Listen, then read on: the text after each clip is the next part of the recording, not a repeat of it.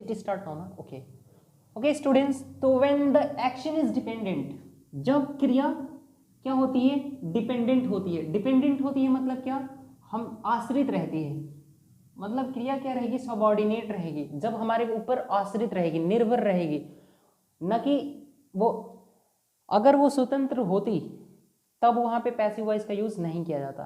अब ये अस्वतंत्र है, क्या है, अस्वतंत्र है, इसको ये खुद से नहीं होगा बल्कि इसे किया जाएगा, तो वहां पे क्या आएगा, पैसिव वॉइस आएगा।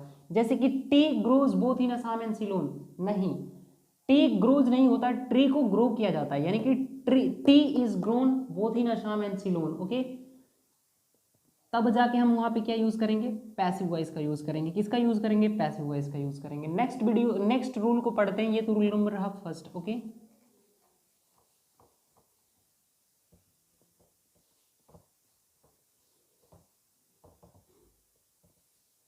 तो रूल नंबर फर्स्ट ये रहा, और दूसरा रूल नंबर सेकेंड है, पैसिव वॉइस का यूज तब किया जाता है जब एक्शन इंपॉर्टेंट होता है। क्या होता है, जब एक्शन इंपॉर्टेंट होता है, okay. When the action is important, when the action is important, action is important, जब क्रिया महत्वपूर्ण होती है, जब क्रिया महत्वपूर्ण होती है तो वहां पे भी हम क्या यूज करेंगे, पैसिव वॉइस का यूज करेंगे। लेट्स सी कि कैसे। when the when he was when he was injured, when he was injured, comma, he was rushed to the hospital,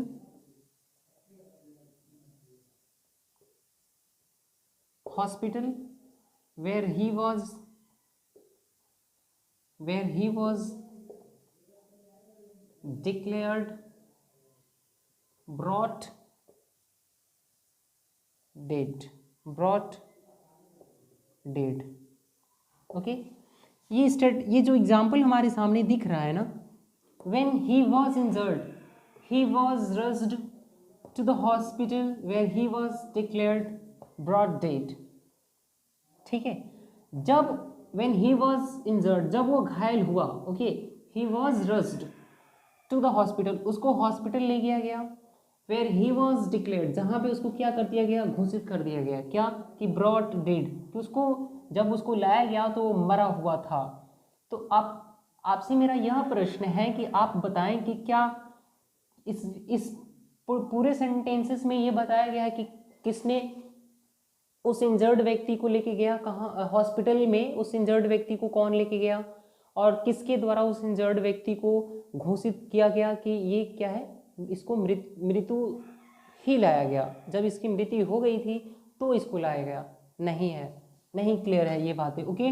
तो व्हेन ही वाज इंजर्ड, जब वो घायल हुआ, he was rushed to the hospital, उसको hospital ले गया गया, जहाँ पे उसको ये डिक्लेयर कर दिया गया कि वो क्या था, ब्रॉट डेड था। तो इसमें ये डूअर ऑफ एक्शन इंपॉर्टेंट नहीं है कि कौन, इसमें जो सब्जेक्ट है ना, सब्जेक्ट इंपॉर्टेंट नहीं है, इसमें क्या इंपॉर्टेंट है, इसमें क्रिया इंपॉर्टेंट है, इसमें ये सब्जेक्ट इंपॉर्टेंट नहीं है, इसमें क्या इंपॉर्टेंट है, क्रिया इंपॉर्टेंट है। और क्रिया के इंपॉर्टेंट होने की वजह से ही, इस एक्शन के इंपॉर्टेंट होने की वजह से ही इस सेंटेंस को हम किस वॉइस में लिखे हैं, पैसिव वॉइस में लिखा गया है। किसमें, पैसिव वॉइस में लिखा गया है। आई होप कितनी बातें आपको क्लियर हुई होंगी, ओके। नेक्स्ट, तो जब कभी भी कोई एक्शन इंपॉर्टेंट होता है तो एक्शन के इंपॉर्टेंट होने की वजह से उस सेंटेंस को किस में लिखते हैं, पैसिव वॉइस में लिखते हैं, ओके। कई बार न्यूज़पेपर की जितनी भी हेडलाइंस होती हैं, सेंटेंसेस को छोटा बनाने के लिए भी वहाँ पे हम क्या यूज़ करेंगे ना, वहाँ पे पैसिव वॉइस का ही यूज़ किया जाता है, ओके। तो हम थर्ड रूल पढ़ते हैं, थर्ड रूल की तरफ मूव करते हैं, ओके। थर्ड रूल में पैसिव वॉइस का यूज़ तब किया जाता है जब व्हेन, जब सब्जेक्ट इंपॉर्टेंट ना हो, जब कर्ता महत्वपूर्ण नहीं हो, जब कर्ता महत्वपूर्ण नहीं हो, या ये महत्वपूर्ण नहीं कि कर्ता ज्ञात हो।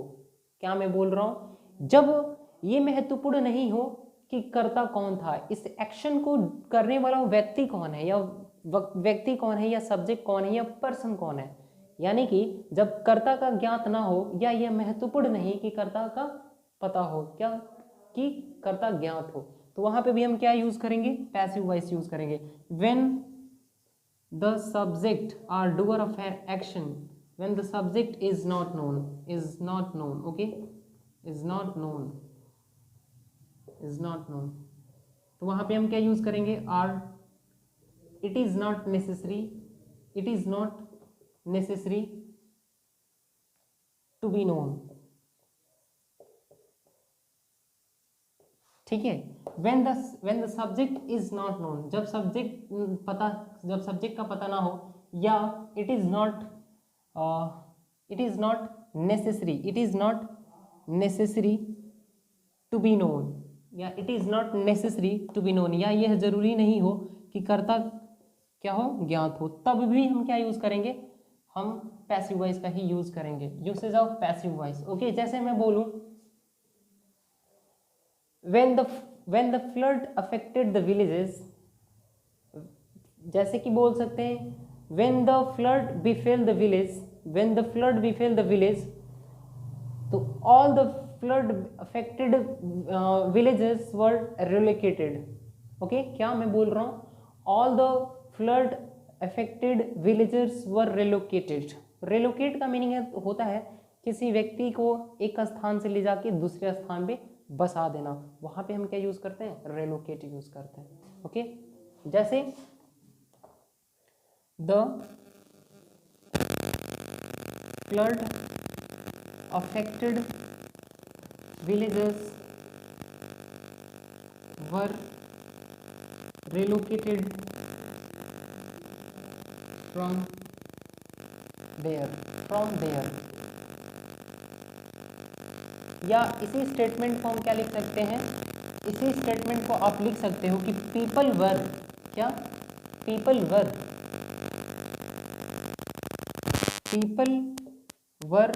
relocated, people were relocated from the flood affected villages, from the flood affected villages, okay. ये पीपल सब्जेक्ट प्लूरल है तो इनके अकॉर्डिंग हेल्पिंग वर्ब भी क्या होगी, प्लूरल ही होगा, और उसके बाद हमें कौन सी फॉर्म यूज करनी है, वर्ब की थर्ड फॉर्म का यूज करना है। आई होप कितनी बातें क्लियर हो गई होंगी।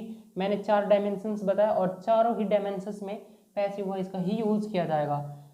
कैसे, when the action is independent, जब क्रिया स्वतंत्र नहीं होती बल्कि वो क्या होती है, अस्वतंत्र होती है, क्या होती है, अस्वतंत्र होती है, वो खुद से नहीं होता बल्कि उसको किया जाता है, तो वहां पे हम क्या यूज करेंगे, पैसिव वॉइस यूज करेंगे। Like T grows both in Assam and Ceylon, नहीं, ये स्टेटमेंट रॉन्ग है।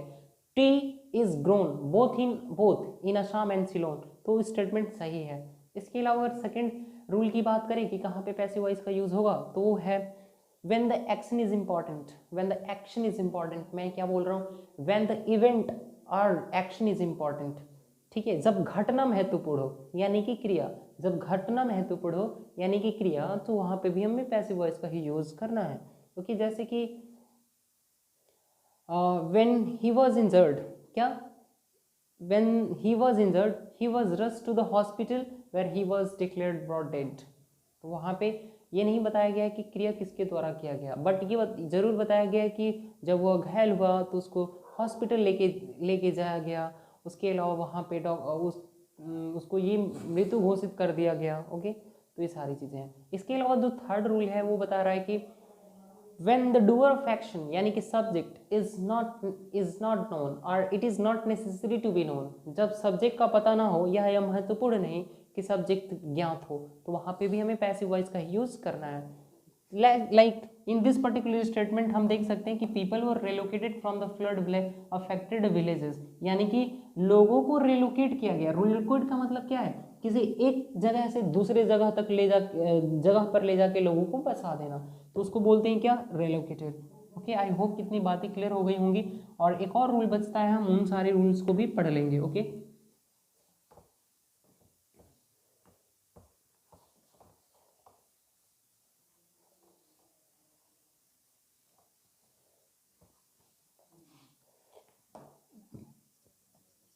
रूल नंबर 4 ये बोलता है स्टूडेंट्स कि यदि पैसिव वॉइस, यदि एक्टिव वॉइस का, यदि एक्टिव वॉइस का सब्जेक्ट कोई वगीव नाउन, कोई वगीव नाउन या इंडेफिनिट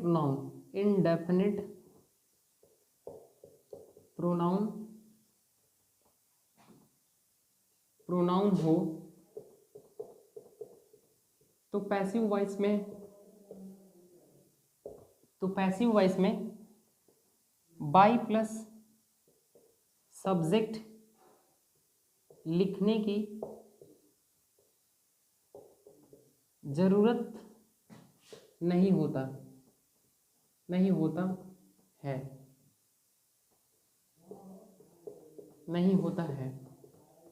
या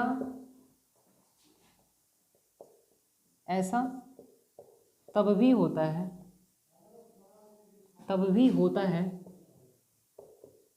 जब सब्जेक्ट इतना महत्वपूर्ण हो, या ऐसा तब भी होता है जब सब्जेक्ट इतना महत्वपूर्ण हो, इतना इम्पोर्टेंट हो, इतना महत्वपूर्ण हो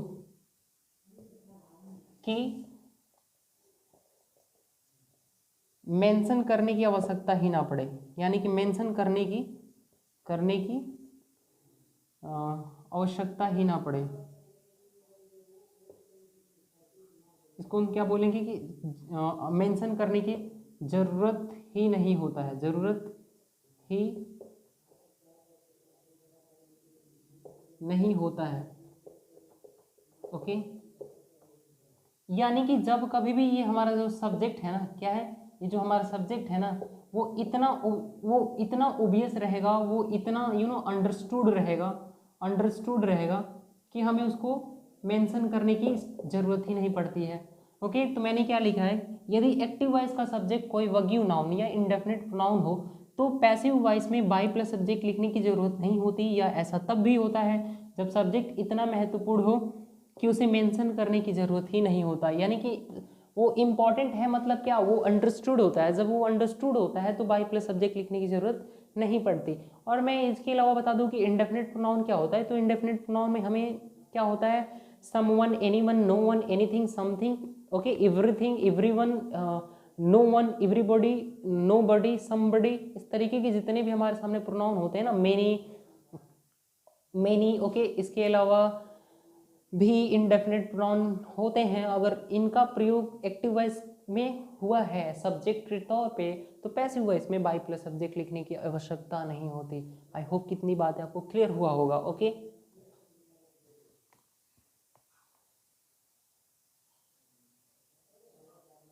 तो ये रूल नंबर था, क्या रूल नंबर था, ये 4। और इस पे बेस्ड हम कुछ एग्जांपल्स को देखेंगे स्टूडेंट्स। ओके, तो मैं अभी आपको 5 एग्जांपल दे रहा हूँ, उन 5 एग्जांपल को आपको पैसिव वॉइस में चेंज करना है। Okay, next,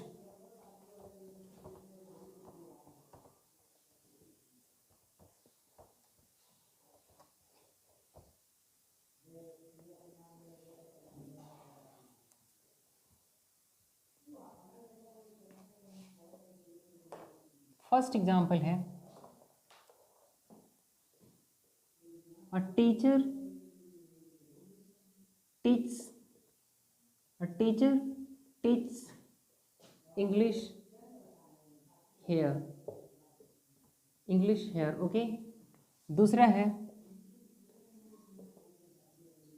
everyone speaks English,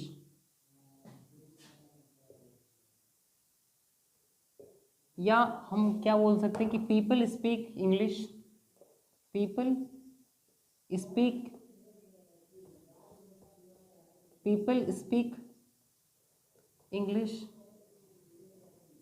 all over the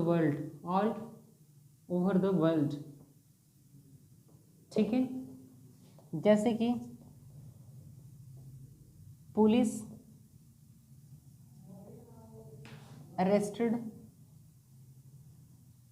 arrested him, ठीक है। Police arrested him. चौथा स्टेटमेंट हम ले सकते हैं, नो वन वॉन्ट्स और desires, no one desires riots here. Okay, पांचवा है, I will not tolerate this nonsense.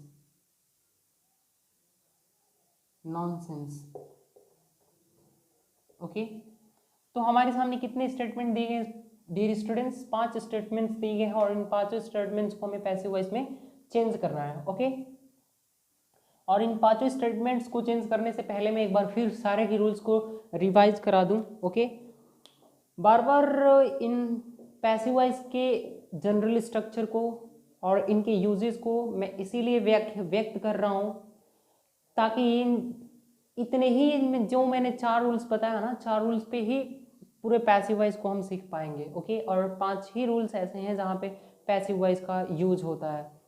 Okay, पहला, when the action is independent, जब क्रिया स्वतंत्र नहीं होती। When the action is dependent, जब क्रिया स्वतंत्र रहती है, यानी कि स्वतंत्र नहीं होती। दूसरा था when the action is important और when the event is important, जब इवेंट इम्पॉर्टेंट होता है या जब क्रिया क्या होती है, महत्वपूर्ण होती है, तो वहाँ पे भी हम पैसिव वॉइस का यूज़ करेंगे। या इसके अलावा पैसिव वॉइस का यूज़ तब किया जाएगा जब ये महत्वपूर्ण नहीं कि कर्ता कौन है या ये महत्वपूर्ण नहीं कि कर्ता ज्ञात हो, तो वहाँ पे भी हम पैसिव वॉइस का यूज़ करेंगे। जैसे एग्जाम्पल हमने लिया था कि people were relocated from the flood affected villages.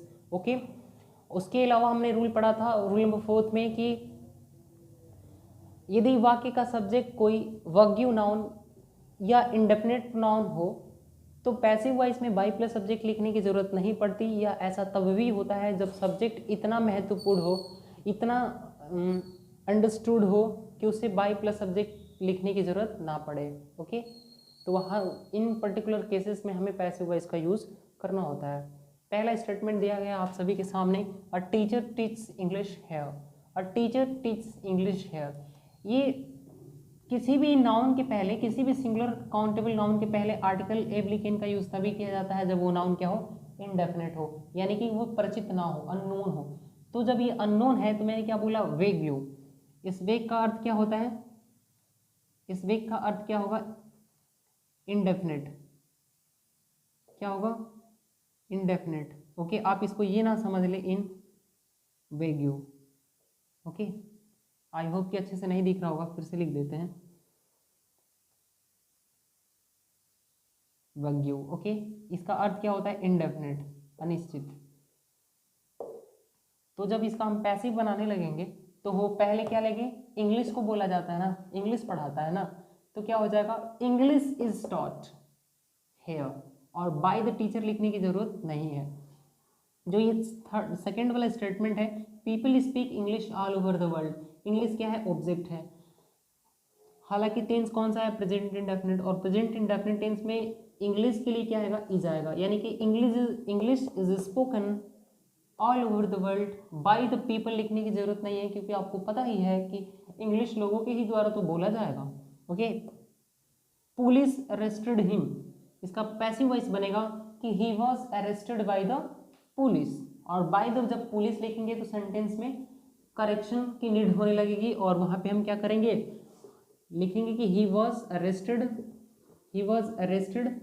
बस ये स्टेटमेंट यहाँ तक करेक्ट है। अगर हम आप लिखने लगोगे बाय द पुलिस, क्या, बाय द पुलिस, तो ये स्टेटमेंट क्या हो जाएगा, रॉन्ग, क्योंकि उस किसी व्यक्ति को, किसी गिल्टी को, किसी क्रिमिनल को किसके द्वारा अरेस्ट किया जाएगा, तो पुलिस के द्वारा ही अरेस्ट किया जाएगा। तो इस केस में क्या हुआ, अंडरस्टूड हुआ। जब अंडरस्टूड है तो बाय प्लस सब्जेक्ट लिखने की जरूरत नहीं है, वहां पे फुल स्टॉप लगा देंगे, स्टेटमेंट करेक्ट हो जाएगा। ओके, चौथा नंबर स्टेटमेंट है, no one desires riots here. No one क्या है, इंडेफिनिट प्रोनाउन, तो जब इसका पैसिव वॉइस बनाएंगे तो ऑब्जेक्ट नहीं आएगा। क्या नहीं आएगा, ऑब्जेक्ट नहीं आएगा। ओके, तो क्या हो जाएगा, रोवाट्स, रोवाट्स होगा। ओके, रोवाट्स आर अब्लिक is not desired, is not desired. अब डिजायर्ड के बाद यहाँ पे नो वन तो लिख नहीं सकते क्योंकि हमने पहले ही क्या यूज़ कर लिया है, नॉट यूज़ कर लिया है। तो इस नो वन को एनी वन में चेंज करते, किसमें, एनी वन में चेंज करते। और एनी वन भी नहीं लिख सकते, क्यों, क्योंकि ये तो इंडेफिनिट प्रोनाउन है। ओके, तो रोएट्स इज अब्लिक आर में से क्या चूज करेंगे, तो हमें यूज आर चूज करना है क्योंकि रोएट्स प्लूरल है, तो प्लूरल नाउन के साथ तो वर्ब भी प्लूरल जाएगी, यानी कि riots are not desired by any one. और बाई एनी वन तो हम लिख नहीं सकते, क्यों, क्योंकि इंडेफिनिट प्रोनाउन है। इसके अलावा स्टेटमेंट है 5, I will not tolerate this nonsense. Okay, I तो इंडेफिनिट प्रोनाउन नहीं है ना, आई तो पर्सनल प्रोनाउन है, और पर्सनल प्रोनाउन को तो बेटरली वहाँ पे पैसिव वॉइस में बाई प्लस सब्जेक्ट लिखने की जरूरत पड़ेगी, यानी कि this nonsense will not be tolerated by me, this nonsense will not be tolerated by me, इसका करेक्ट आंसर हो जाएगा। इन सारे स्टेटमेंट्स को मैं पैसिव वॉइस में बना के और दिखा देता हूँ।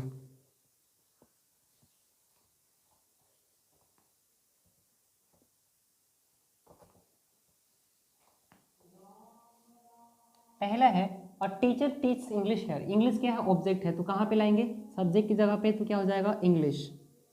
उसके बाद क्या आएगा, प्रेजेंट इंडेफिनिट टेंस है, प्रेजेंट इंडेफिनिट टेंस में हेल्पिंग वर्ब हमें क्या यूज करना होता है, इज, एम और आर। अभी चूज कर लेंगे कौन सा इसमें करेक्ट है। टीच का थर्ड फॉर्म क्या होगा, टॉट, क्या होगा, taught, TAUGST, taught.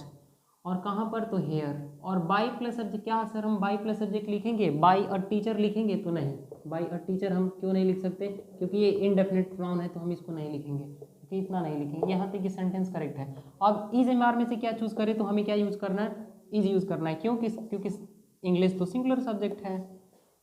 Okay, I hope कितनी बातें क्लियर हुई होंगी। नेक्स्ट स्टेटमेंट क्या था, people speak English all over the world, यानी कि English is spoken, English is spoken, okay, all over the world, all over the world. और by plus people लिखने की जरूरत नहीं है, क्योंकि इंग्लिश किसके द्वारा बोला जाता है, पीपल के द्वारा ही। तो स्टेटमेंट यहीं तक करेक्ट था। इंग्लिश सब्जेक्ट सिंगुलर था, तो वर्ब भी क्या आ जाता, सिंगुलर। ओके, आई होप कितनी बातें क्लियर हुई होंगी। नेक्स्ट स्टेटमेंट है,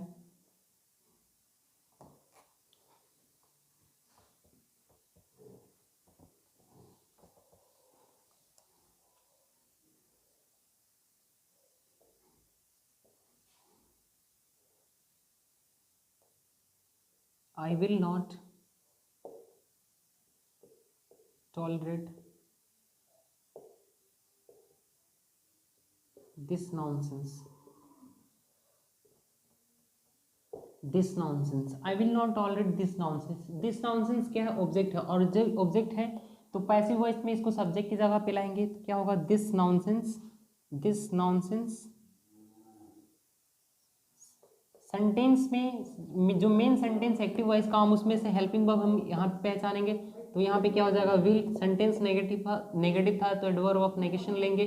उसके बाद जब प्रेजेंट फ्यूचर इंडेफिनिट टेंस को पैसिव वॉइस में चेंज किया जाता है, तो वहाँ पे हम क्या, विल प्लस बी का यूज करते हैं। तो बी के बाद हम इस टॉलरेट का कौन सी फॉर्म लगाएंगे, तो वर्ब की थर्ड फॉर्म, यानी कि टॉलरेटेड। क्या हो जाएगा, टॉलरेटेड बाई हुम, किसके द्वारा, तो बाई इस सब्जेक्ट है ना आई, तो जब इसका हम ऑब्जेक्टिव केस के बारे में बात करेंगे तो क्या होगा, मी। ओके, इसका ऑब्जेक्टिव केस क्या होगा, सब्जेक्ट इस आई का, तो मी, यानी कि this nonsense will not be tolerated by me, उसका ये करेक्ट आंसर हो जाएगा। ओके, आई होप कितनी बातें क्लियर हो गई होंगी। नेक्स्ट चलते हैं,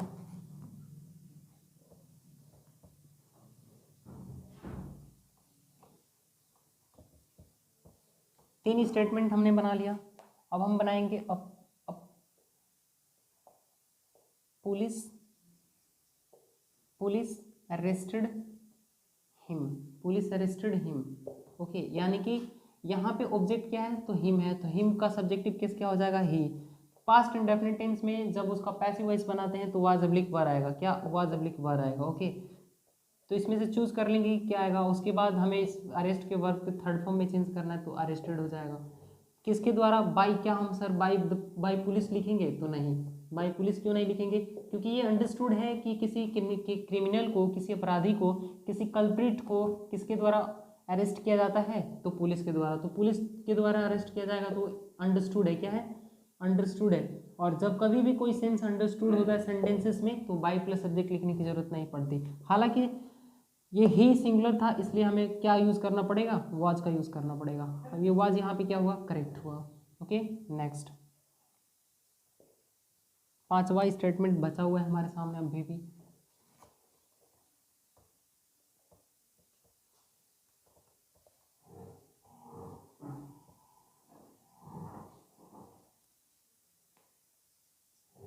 जैसे कि मैंने बोला I will not, no one wants, no one desires riots, no one desire riots here. Okay, इस स्टेटमेंट में देखें तो रोएट्स क्या है, ऑब्जेक्ट है, और इस ऑब्जेक्ट को हम कहाँ पे लाएंगे, सब्जेक्ट की जगह पे लाएंगे। तो रोएट्स लिखेंगे यहाँ पे, रोएट्स के बाद प्रेजेंट इंडेफिनिट टेंस है, और प्रेजेंट इंडेफिनिट टेंस को जब कभी भी पैसिव वॉइस में चेंज किया जाएगा तो हेल्पिंग वर्ब में क्या यूज़ करना होता है, इज, एम और आर में से वो सब्जेक्ट के अकॉर्डिंग हम चूज कर लेंगे। ओके, उसके बाद इस डिजायर्स को वर्ब की थर्ड फॉर्म में डिजायर्ड हो जाएगा, डिजायर्ड। उसके बाद किसके द्वारा, तो बाई, सेंटेंस क्या था, नेगेटिव था, नो वन, तो यहाँ पे हमें क्या यूज करना पड़ेगा, नॉट, डिजायर्ड। ओके, उसके बाद बाई एनीवन, क्या लिखेंगे, बाई एनीवन। ओके, क्योंकि नेगेटिव सेंटेंस में हम दो बार नेगेटिव वर्ड का यूज नहीं कर सकते, तो नॉट और नो वन फिर यहाँ पे यूज नहीं कर सकते, क्योंकि एक ही सेंटेंस में दो दो नेगेटिव वर्ड का यूज नहीं कर सकते। हेलो जेम्स, वीडियो चल रही है ना। तो बाई के बाद हम एनीवन तो लिखे हैं अभी तक, अभी इसको छोड़ देते हैं यहाँ तक के लिए। रोएट्स कैसा सब्जेक्ट है, तो प्लूरल सब्जेक्ट है। डियर स्टूडेंट्स, रोएट्स कैसा सब्जेक्ट है, प्लूरल सब्जेक्ट है, और प्लूरल सब्जेक्ट के साथ वर्ब भी कौन सी आएगी, प्लूरल आएगी। यानी कि रोएट्स, और सेंटेंस नेगेटिव था तो नॉट एडवर्ब ऑफ नेगेशन का यूज करेंगे, यानी कि रोएट्स और नॉट डिजायर्ड। इस डिजायर को हम किस में चेंज करेंगे, वर्ब की थर्ड फॉर्म में। उसके बाद नो वन को यहाँ पे मैंने क्यों चेंज किया है बाई एनीवन, क्योंकि मैंने एक बार नेगेटिव वर्ड का यूज कर लिया है। लेकिन बड़ी बात तो यह है कि नो वन एक कौन सा प्रोनाउन है, इनडेफिनिट प्रोनाउन है। इनडेफिनिट प्रोनाउन की होने की वजह से इस सेंटेंस में बाई प्लस सब्जेक्ट लिखने की जरूरत नहीं है। ओके, और एक चीज मैं बता दूं कि जब कभी भी इज एम आर का यूज मेन वर्ब के तौर पे होता है, जब कभी भी इज एम आर का प्रयोग मेन वर्ब के तौर पे होता है, यानी कि हम यहाँ पे क्या लिखेंगे, whenever the use of verb to be और the use of forms of, कैसे लिखेंगे, whenever the use of verb to be और the forms of verb to be, यानी कि क्या, is, am, are, was only verb is used as a main verb, comma, passive voice cannot be या can't be made। Okay, यहाँ पे हम क्या लगाएंगे, फुल स्टॉप। कहने का तात्पर्य यह है कि जब कभी भी वर्ब टू बी या the forms of verb to be या verb to be is am are का यूज, जब कभी भी बी का प्रयोग या फॉर्म्स ऑफ बी यानी कि is, am, are, was, verb का प्रयोग एज अ मेन वर्ब की तरीके से सेंटेंस में किया जाता है, तब उसका हम पैसिव वॉइस नहीं बना सकते। लेट्स सी कैसे।